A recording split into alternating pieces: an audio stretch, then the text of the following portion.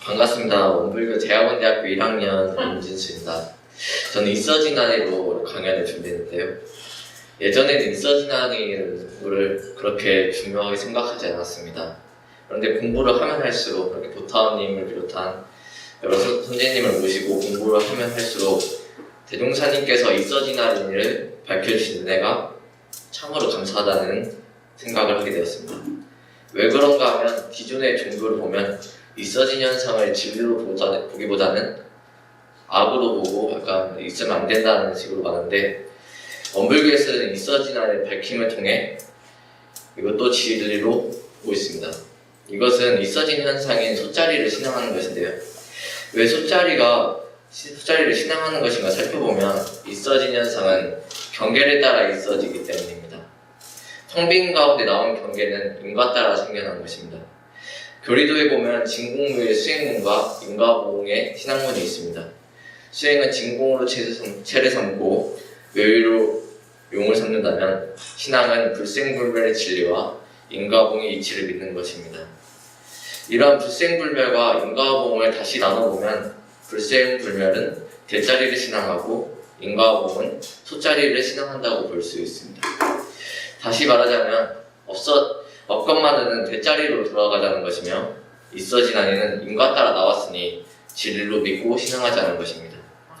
그러므로 우리는 경계 따라 있어진 마음을 부정할 것이 아니라 진리로 인정해야 되고, 어떻게 해야 은혜, 진급으로 나타낼 수 있을지 고민해야 됩니다.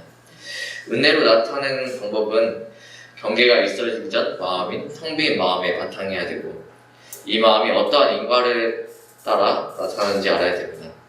이렇게 하면 자신의 시비에를 놓고 대수음에 맞는 운전이 됩니다.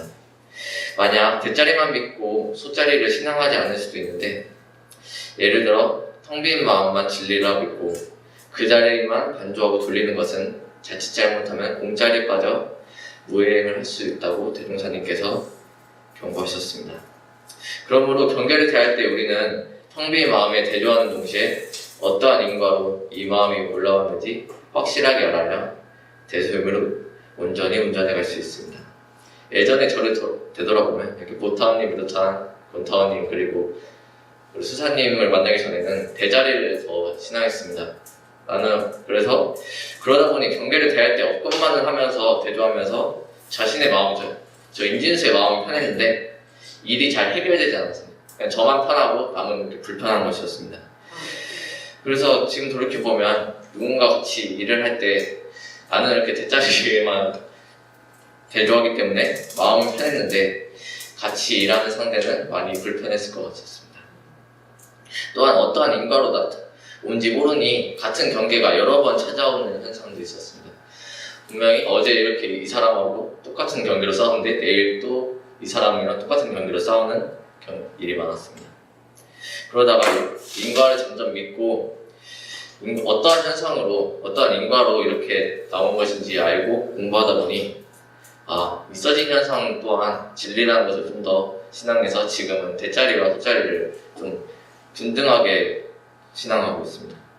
그렇게 신앙하고 보니 어떤 인과를 좀 낳는지 좀 연구를 하게 됐고요. 그 근본적인 원리를 찾다 보니 취사가 원만해지고 똑같은 경계가 다시 찾아오기보다는 좀 더 은혜로운 현상이 나타나기 시작했습니다.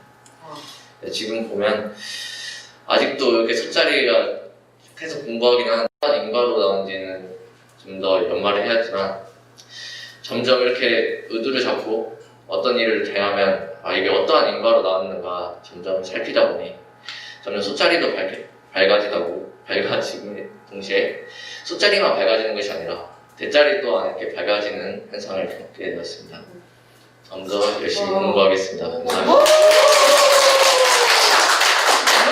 역시